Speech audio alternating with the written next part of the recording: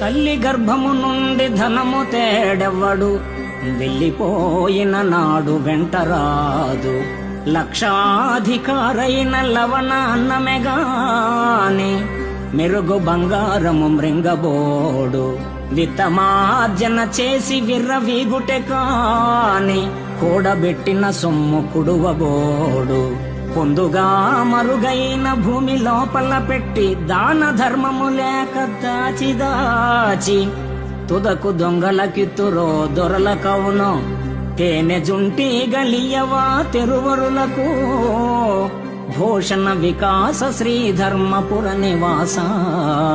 దుష్ట సంహార నరసింహ దురిత దూర.